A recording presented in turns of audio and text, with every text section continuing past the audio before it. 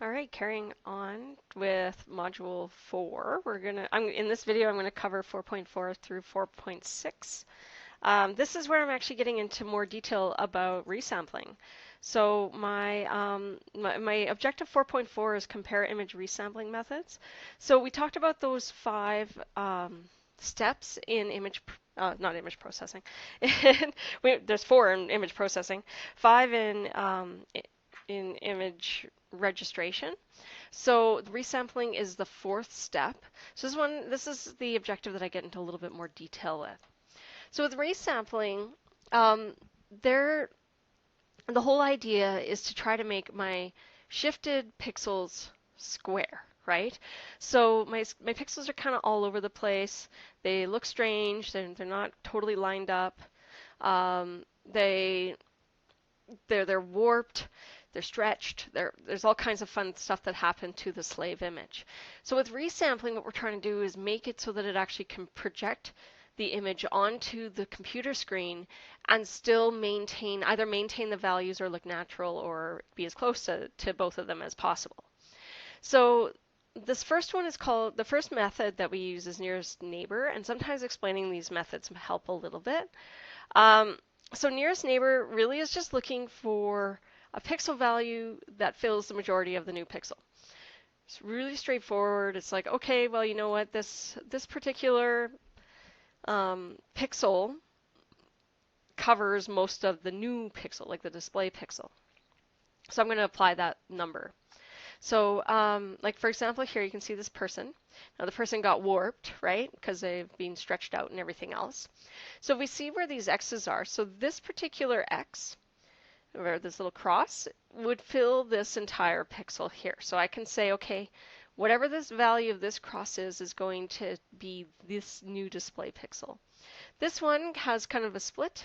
So it might be that it'll choose this one because more of it is in this pixel. Or this one's half and half. So it's going to say this one is more of it, so I'm going to put it in there.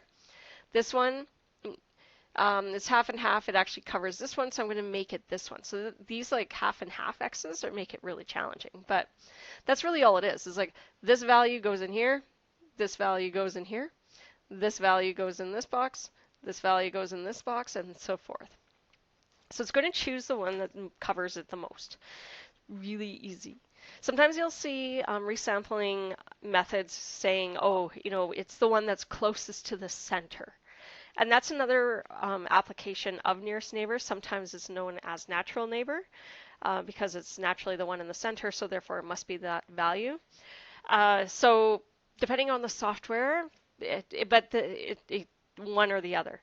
The thing is that does it really matter in the end? Probably not, because we're dealing with a lot of pixels. Like for example, your guys' images when you downloaded them are about 8,000 pixels by 8,000 pixels. Now you're working with 2,000 by 2,000. If one gets moved up or down by one box, does it really matter? Probably not. So with nearest neighbor, it is very simple mathematically. It's an easy algorithm to do. It's really fast, and it doesn't change your observations. So that means that I'm actually using the observed values to go into the pixels. The disadvantages of this is it's very pixelated. So it ends up looking kind of like Super Mario Brother, right? So there's all these pixely boxes. Obviously this one would be very pixely because there's not much to it. But as you zoomed in, you would really notice it in your satellite images. And it is also lossy. That more so applies to regular images, but it also like reduces the accuracy of it. The accuracy is a little bit lower, and so that's also really important to kind of keep in mind, is that the disadvantage is that it's not necessarily the most accurate location of the values, and I end up losing a lot of information. So when I say lossy, the term lossy actually means a lot of other things, but you can also think it's like, okay, I've lost a lot of information because I might have gaps because something didn't fill and it shifted around, and if something's close to an edge, like for example this pixel here, I might lose that. It may be gone forever. And then also like in areas where I might have 3 or 4 values, all together in one box, now I only can choose one. So like for example, maybe this one in here, I have this one and I've got this one, and if those two were both fully inside of that box, only one of them would be shown. So I can lose a lot of information. So that is a disadvantage of the nearest neighbor. It does not look natural, but it does lose value or lose some information that you have acquired. It may also include more information. So a good example, I guess, would be maybe this one here, or even this one down here. This one, this particular X would have this pixel and this pixel colored in. So suddenly I'm going to have this like weird bump on this side of the head. So it can change some things pretty kind of wacky. But the values, the observed values, do not change. So if you're looking for something like, I need to determine leaf area index, or I need to determine biomass, changing the values of what you have observed is actually going to affect the end result. So that mathematics becomes really important, and so therefore nearest neighbor is the best option. The next one is bilinear. And so this bilinear resampling, it takes an average of the pixel groups within the display pixels. So so we take all those little X's. So we go back to the person here. We take all these X's and we take an average of each box as we go. So some of them have 2, so therefore, might be more information with that one. Maybe up here it's got 3 that maybe touches it. Then it's going to take all that average from that information as well. Or it may intensify. So you can see here what happens to the human versus like the nearest neighbor, right? That little stick man. So in my original image, it gets warped. So I'm trying to display it so it's shown in the way that it's supposed to be as it's on a georeferenced surface. You can see how the nearest neighbor kind of loses pieces of information and kind of distorts it. We have a horned person, not horny, horned person.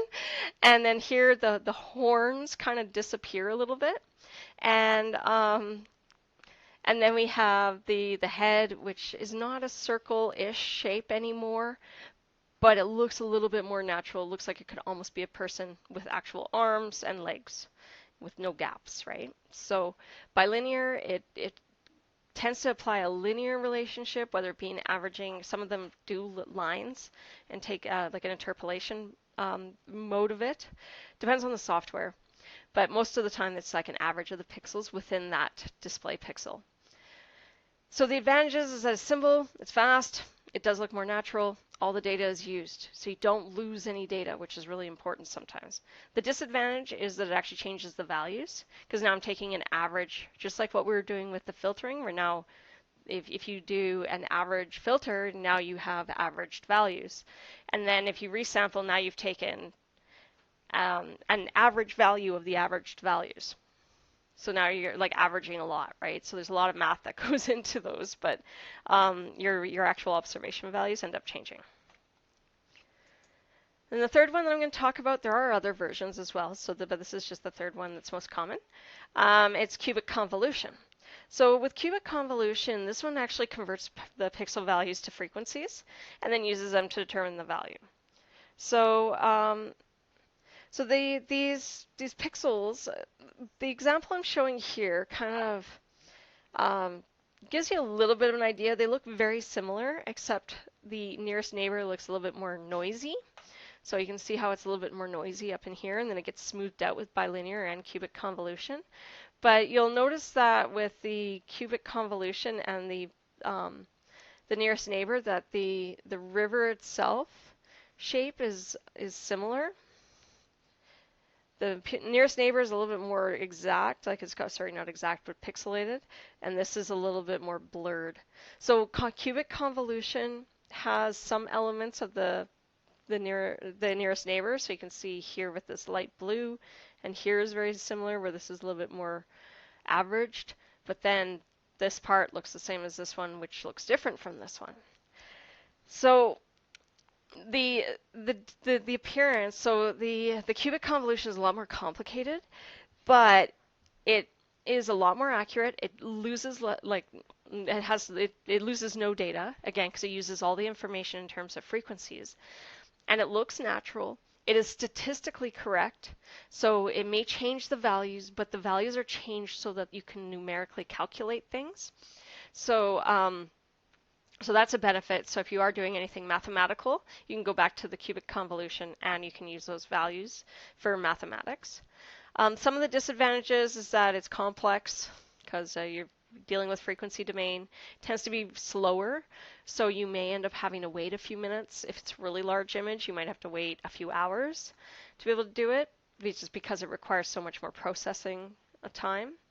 And then last but not least, the assumed normal distribution. This is a challenge too, because it assumes that within each of the pixels that it has a normal distribution of energy. And that necessarily doesn't happen all the time. But in order to do this, that's what it goes by, this assumption of normal distribution. So the values within pixels and around pixels is assumed to have this distribution that looks like a bell curve. And so if it doesn't, if it's skewed, like kind of pushed over to the side, or if it's like really elongated or something, it doesn't, this doesn't work as well. So it ends up being less accurate. But those are the three main resampling techniques, and kind of a quick overview of what they look like. Linear or bilinear interpolation and cubic convolution look very similar. The difference is values. So we have a lot more value, and actual values in the cubic convolution rather than the bilinear. So Objective 4.5 is talking about orthorectifying a satellite image. Now, I mentioned to you guys at the beginning that we're not going to be doing this per se, but we're going to talk about it so you know what the process looks like. So here is the workflow. And really all it is so we take my satellite data, I find ground control points, I find outliers, which is one part you can add in, and then you remove those outliers, then you put in your ground control points. So we're really like filtering here before we get to the ground control points. And then we do this model refinement, which would be my resampling and transformation equation and all of that. And then we get to the orthorectification. In order to do an orthorectification, I need my satellite image, so usually the master. I need a DEM, and then I can have my orthophoto. So I need to have information about the ground in 3 dimensions in order to georeference a 2-dimensional image in terms of orthorectification. So that is really the only difference that is added. These two I didn't get into too much about the filtering, but you can use those filters that I just talked about in 4.3, and you can use them and apply that before you even get into the pre-processing stuff. So that helps too. But yes, the biggest difference is this DEM addition, and you can do that once you go out and get a DEM in the right format for the software. You can take that DEM, you can bring it into the software and say Orthorectify, and it will orthorectify your satellite image. Again, like I said, you're going to be doing this in photogrammetry next semester, so that's why I'm not getting into too much detail on that. Then I think this is the last of the objectives, and that is evaluate the quantitative accuracy of applying different transformation correction equations. So what is this? So we have different kinds of polynomials and that we can apply to correct our satellite image. So we have my original data, and then we're going to do an affine, which you can see that it's just like a scaled, rotated and shifted image. Or we can do second order, which kind of makes it look like a curve. Or we can do third order, which makes it a little bit more bubbly and everything else.